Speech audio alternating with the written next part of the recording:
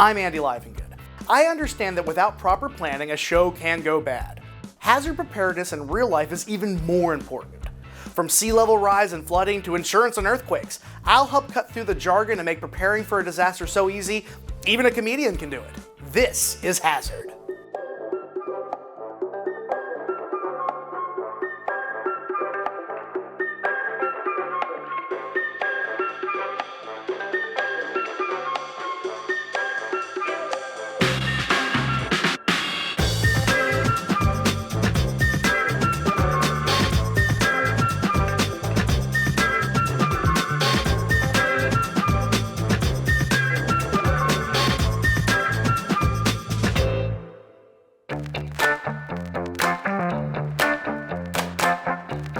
In this ever-changing world, it can be hard to keep up with the times. What once made perfect sense now seems obsolete. Go to VCR. I can watch any movie anytime I want, as long as I have rewound them ahead of time. 2020 hindsight gives us an idea of what we should actually prepare for. If we knew then what we know now, we might do things differently. Maybe we wouldn't have bought that neon tracksuit. Or we probably would have recognized that the play area in the back of the station wagon was not the best place for the kids on the way to grandma's. And we probably wouldn't have built our houses right in the middle of a swamp.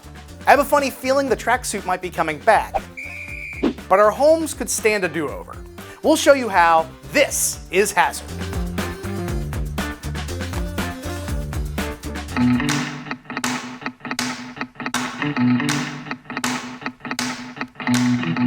The United States spends billions of dollars cleaning up after disasters. In fact, every year since 2015, our country has seen at least 10 individual disasters costing about $1 billion each.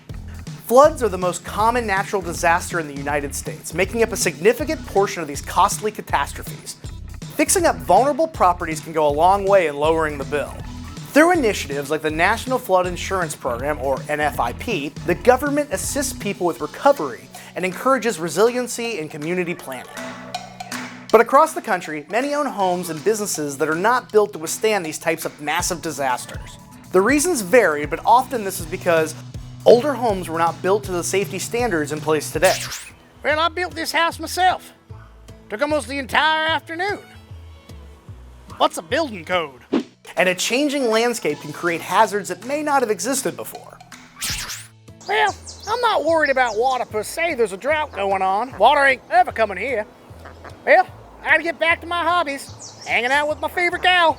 Oh, all right, you get going.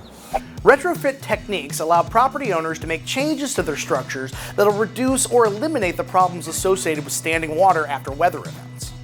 You might be a good candidate for retrofit if your land regularly floods or water does not recede quickly, or if you see moisture in your home, which may appear as condensation, mold, or as a musty smell.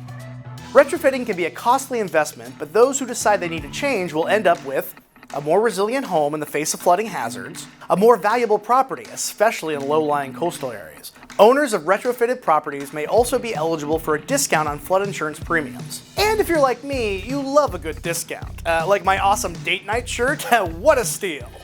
To understand the building solutions that prevent flooding, it's important to understand your risk for flood damage.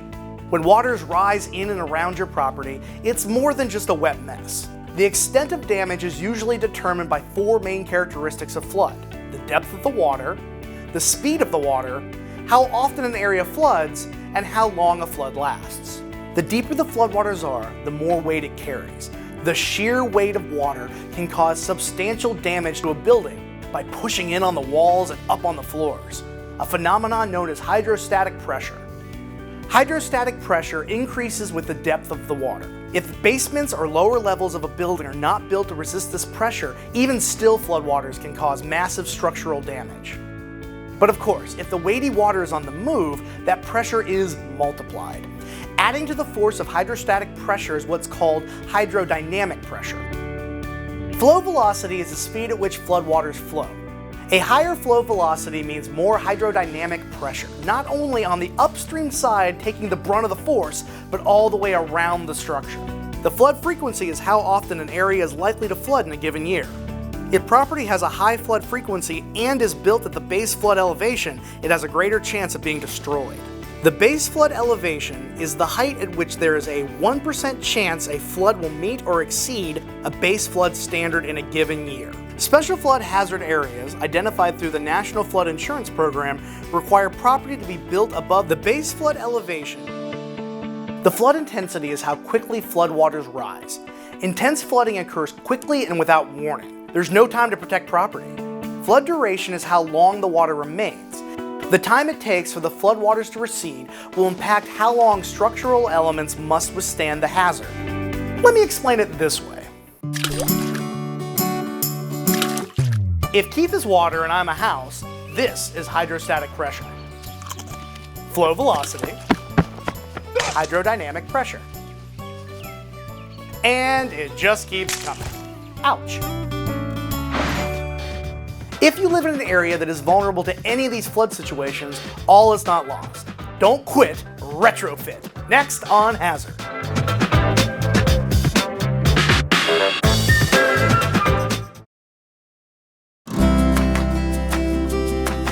What's interesting about the property behind me that we're getting ready to raise up is it is a repetitive loss property. But the house had 7 insurance claims over a 3.5-year period. Not all the claims were severe, but all 7 involved standing water inside of his house because it was a slab house. Obviously, the homeowner had to weigh whether he wanted to just walk away, deal with the flooding issues, or make the improvements to his house. You could see the staining on the brick during some of the more severe storms we've had, hurricanes, etc. The standing water was 12 to 16 to 18 inches up on the house. Obviously, it's this tall up here, it's the same inside. Now that we're inside the property, a couple other things I wanted to point out. Wherever we see extensive water damage or termite damage, we're always going to open that area a little bit more to make sure that we catch everything structurally that needs to be repaired. Outside where I showed you on the brick that it was up to at least 2 feet, you know that if the brick's wet, the insulation's wet, and the framing's wet. These products weren't designed to get wet. Brick can get wet, mortar can get wet and dry. When these products get wet, we're not only worried about the first foot or 2 where the water was, we're worried above those areas because the water's been sucked up through the timbers, through the insulation.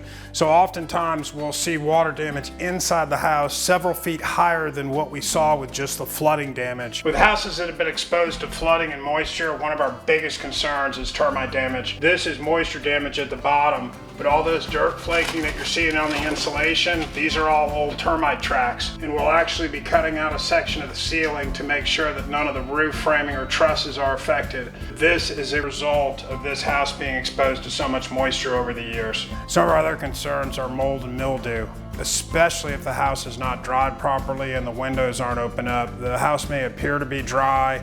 It may even measure dry with a moisture meter to the drywall, but there's still lingering moisture in the insulation and inner framing of the wall.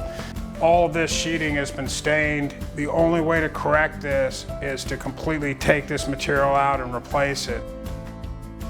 One of the reasons he chose to make the improvements to the house and have us raise it up is this grant afforded him to put some money with it and make improvements because we had to be over the 50% rule. So when we walk away from this project upon completion, really the homeowner's gonna have a brand new house. He's very excited about not having to deal with flood claims again. That's obviously the first. And having all those other benefits in addition to having a drive under home made him decide to go ahead with the project.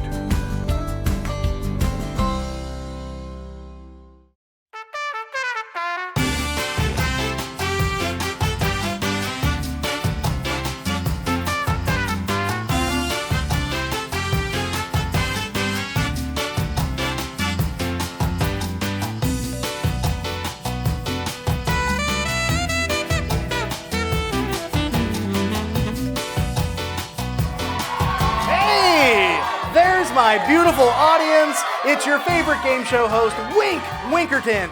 Today, we're gonna match 6 property owners with the perfect remodeling technique that'll finally alleviate the flooding issues saturating their lives. So, are we ready? Don't quit!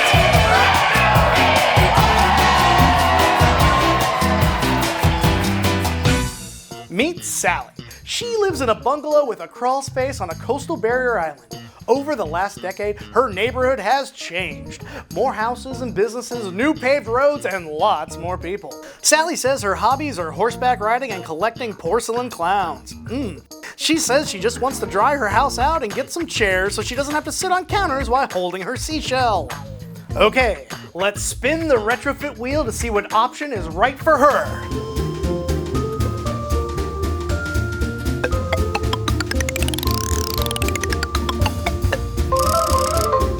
Well, Sally, looks like you can get out of BFE once and for all because elevation is the retrofit for you. Marv, tell her what she's won. Well, Wink, because flooding only happens in extreme events, raising the lowest occupied floor is the most practical retrofit. The crawl space makes it easiest to elevate the home and remove the living space from flooding danger. Elevation was just the thing for Sally, but what are we gonna do with a soggy garage? Karen and her family just purchased a home with an attached garage. She has dreams of transforming the space into her very own she shed, but signs of moisture problems have her concerned. She has learned from neighbors that past storms subjected the area to multiple inches of floodwaters. While most of the house sits on a crawl space above the base flood standard, the garage is on a slab foundation on the ground. Karen tells us she loves listening to music and cuddling with her coffee. All she wants is to store her 1970s record collection in the garage without them floating away. Okay, let's spin the retrofit wheel!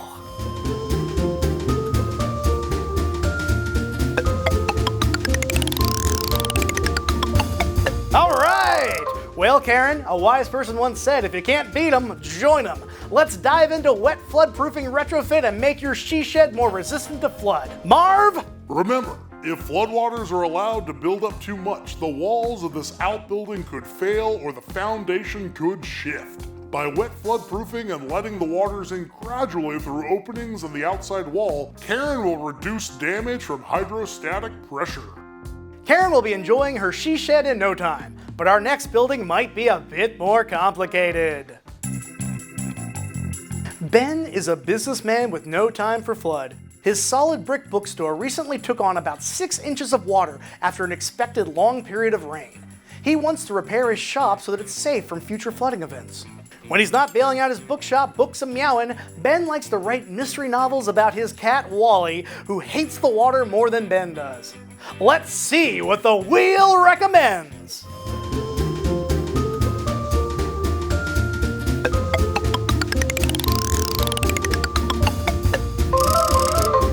Well, Ben, since your walls are solid enough to withstand hydrostatic pressure and buoyancy if flood were to happen again, looks like dry floodproofing is the retrofit for you. Marv, hit him with it. Your brick is strong but not impervious, so we will need to add sealants to the walls and structural joints. Shield coverings will be placed over doors and windows when a flood warning is issued. You'll have an impenetrable fortress that'll be sure to keep your business going. Can't wait to see what trouble Wally gets into next.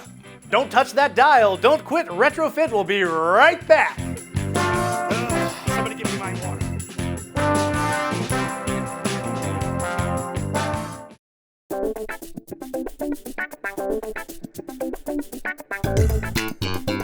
And we're back. No time to quit. Let's retrofit. Dave really enjoys his view of the sea, but it's getting a little too close for his comfort. His modular home is built right on the water's edge. He has not yet experienced flooding in the home, but tide water seems to be rising higher and higher into his yard. Dave and his family really love their house and want to protect it. He likes to swim, just not to get the paper in the morning. Well, Dave, I think the retrofit wheel has a surprise in store for you.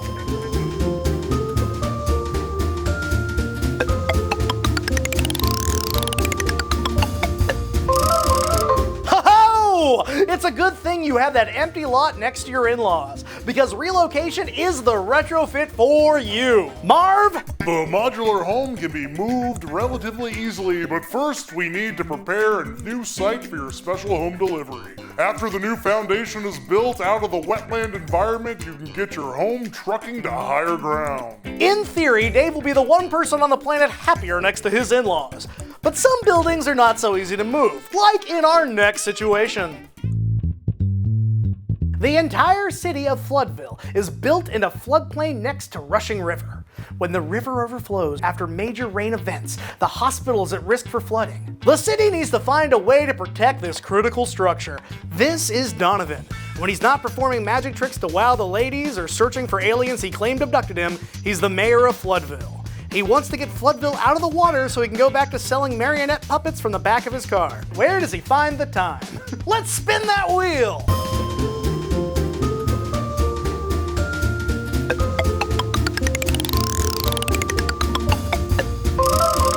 Mayor Donovan, I see a flood wall in your future. Since the hospital is too big to dry floodproof, and because only extreme rain causes a problem, this engineered barrier will be the best retrofit technique for your town.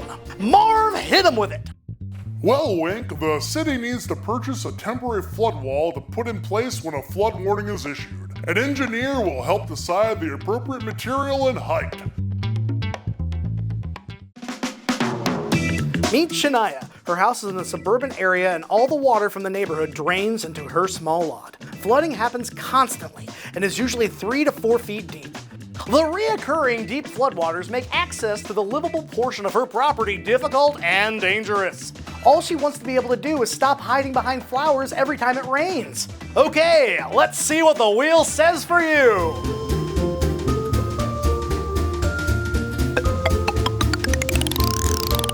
Oh, you hate to see that. Demolition it is. Well, Shania, sometimes it's better to cut your losses. Demolition will allow you to build your home elsewhere, out of the floodplain, and it's even possible that you can apply for financial assistance. Marv, lay it on them. Well, Wink, you know the city may be interested in acquiring the flooded lot for a price and repurposing it as an open space. In this scenario, not only will Shania's flood problems float away, but it could also help alleviate issues in the entire neighborhood. Well, that's it for Don't Quit Retrofit. Today we set 6 people on their way to a flood-free life. But to tell the truth, your home may also be in jeopardy. You don't want to press your luck and ignore it. If the price is right, you can protect your home like it's a $10,000 pyramid. The password here is preparedness. Find your weakest link in your house and see if retrofitting is right for you. Thanks for tuning in. This is Don't Quit Retrofit. I'm Wink Winkerton.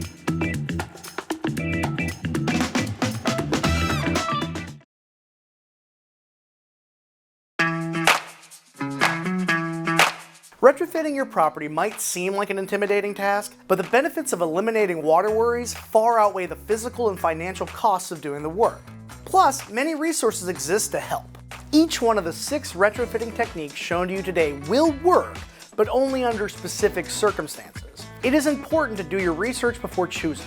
For example, an elevation might be a good choice if your home is built on a crawl space, but could cost too much if you have brick veneer and a slab on grade foundation. It's for people who want to find a way to be neighborly with water, but maybe not have it over for dinner.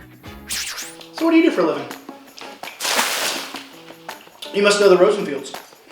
Wet floodproofing could be a cost-effective retrofit option, but allowing floodwaters into the lower part of your structure could make at least part of your home unlivable for a period of time. Kinda like when that mouse started living in my kitchen. We've come to an arrangement. That is now his room, and I eat in the laundry room. Also, if floodwater moves quickly and is likely to carry debris, wet floodproofing would not protect the structure. Dry floodproofing might work for you if your walls are strong and you have warning before the flood events. But if you have enough land, a levee could be a better choice. A levee is an earthen barrier that is less permanent than an engineered flood wall. You would not want to use a levee in an A or V flood zone where there is moderate to high wave action. Levees are a less permanent addition to your land, unlike my daughter's boyfriend's van. Yeah, sure, Draven, you'll move out of the yard once your band takes off. And where flood hazards are severe and repetitive, like in some special flood hazard areas, relocation or demolition might be the only option. The Homeowner's Guide to Retrofitting, published by FEMA, is a great resource for anyone considering a retrofit. FEMA suggests 4 steps a property owner should take before choosing how to protect a home or business. Step 1 is to determine the hazards that could impact your building. Likely, your community may be subject to additional hazards like wildfires, earthquakes, high winds, or neighbors with too many yard gnomes. I don't care that you collect them, Sandra. They stare at me when I leave for work and they creep me out. Then inspect your home and take note of the foundation type, the elevation of the lowest floor, and what condition the property is in. Getting an elevation certificate may be a good starting point if you don't already have one for your home. You also need to consider whether utilities like HVAC units or hot water heaters should be raised. Third, check with local officials about building regulations in your community. Your local floodplain manager can help you find and understand your flood insurance rate map and the requirements needed to comply with the NFIP. After completing this initial research, it's time for an action plan. Research and hire a design professional and a retrofitting contractor. Each will help with different aspects of the project. No matter which technique you choose, make sure you only use licensed professionals that are familiar with local building codes. Remember, different flood zones have different compliance requirements for the NFIP. Make sure to secure a signed estimate and contract that includes building plans.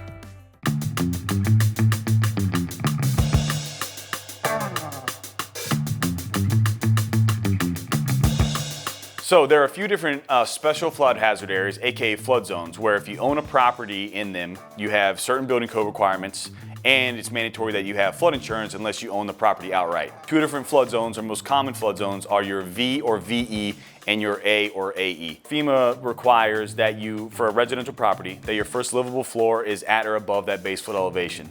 For an A-zone property, it's the first livable floor that you actually stand on has to be at or above that base flood elevation. For a V-zone property, it's the lowest horizontal structural support for that first livable floor. Homes that are jacked up on stilts pilings are mostly V-zones. Very small, if any, grade level enclosure, and I mean where the grass is grade, the enclosure needs to be made of breakaway walls, and if it is fully enclosed, you actually have to have flood openings there as well. For your A-zone properties, you don't have to have the breakaway walls, but you do still have to have the flood openings to allow that automatic entry and exit of floodwater. And all participating communities that are in the National Flood Insurance Program have a freeboard requirement. Locally in Charleston County, it's 2 foot. So wherever the base flood elevation is, say it's 12 feet, in Charleston County, you have to build or protect to 14 feet. All it does is make the property safer, more flood resilient, and drastically lowers your flood insurance premium. So in Charleston, you have a lot of older homes, a lot of historic properties. Their first livable floor, unfortunately, is below the base flood elevation. There's a few different options for those type of property owners. Wet floodproofing is when the first finished or livable floor is built at or above the base flood elevation, and any enclosed areas below that have to have flood openings to allow the automatic entry and exit of floodwaters. With a commercial property, you can dry floodproof it, and the first livable floor does not need to be elevated, it can be at grade. So you use flood barriers or flood panels to protect your doors and your windows below that base flood elevation height. Utilizing dry floodproofing products on residential properties is becoming increasingly more popular to save a property from flood damage. You can only wet floodproof, which is again, utilizing flood openings on your enclosures below your first finished floor, as a code compliant way to floodproof your property.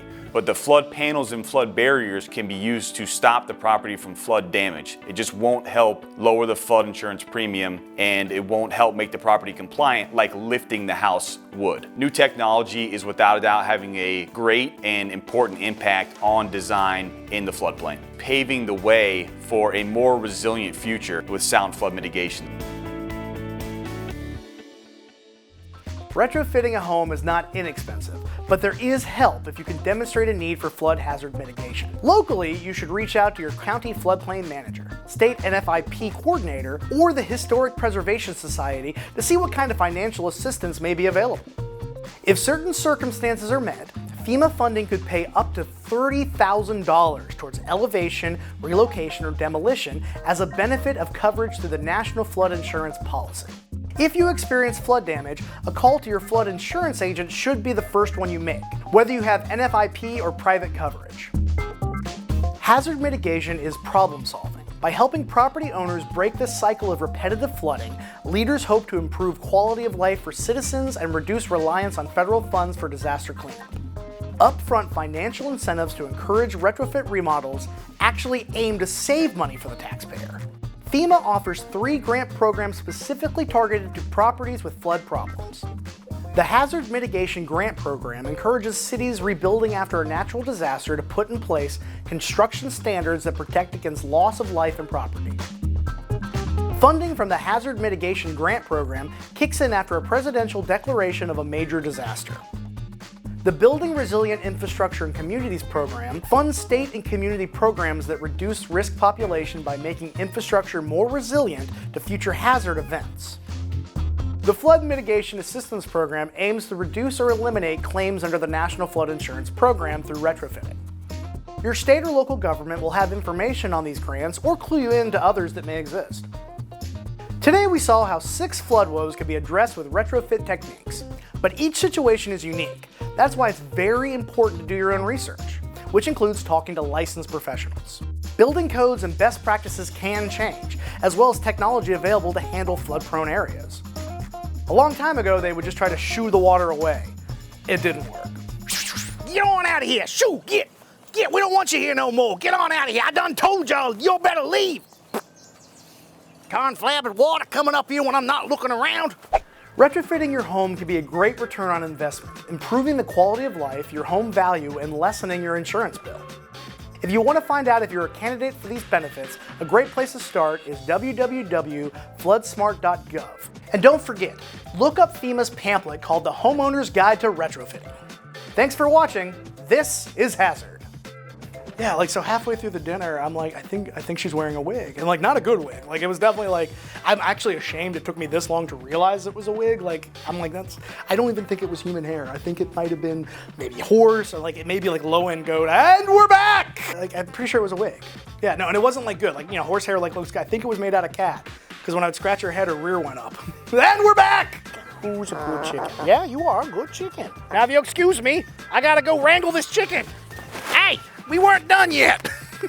Prima donnas,